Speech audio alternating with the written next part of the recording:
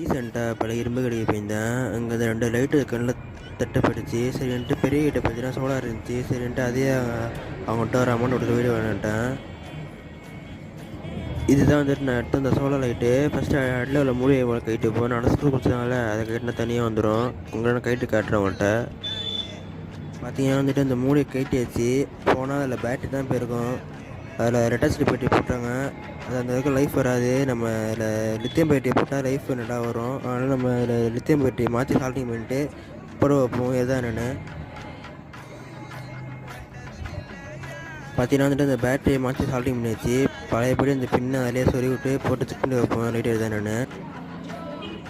இந்த பின்னை பார்த்தீங்கன்னா மட்டும் சொறி வச்சு இப்போ லைட் அனுப்பி வைப்போம். நல்லாவே எரியுது. பார்த்தீங்கன்னா தெரியும், நல்லா பளிச்சுன்னு தெரியுது, நல்லா எரியுது. ஸோ பார்த்தீங்கன்னா வந்துட்டு இப்போ பழைய பேட்டரி எங்கே இருந்துச்சோ அதே புது பேட்டரியை வச்சு டேப் போட்டிப்போம். அப்போ தான் வந்துட்டு ஆடாமல் இருக்கும். டேப் போட்டு உங்கள்கிட்ட காட்டுறேன். ஸோ பார்த்தீங்கன்னா வந்துட்டு இப்போ டேப் போட்டு வச்சு 2 முனையிலையும் பார்த்தீங்கன்னா வந்துட்டு ஒட்டி வச்சு டேப்பு. ஏன்னா வந்துட்டு பேன் பத்தலாம் நல்லா எரியுது. பிடிச்சுன்னா லைக் பண்ணுங்கள், ஷேர் பண்ணுங்கள். இந்த மாதிரி யூஸ்ஃபுல்லான வீடியோ வேணும்னா மறக்காம சப்ஸ்கிரைப் பண்ணுங்கள்.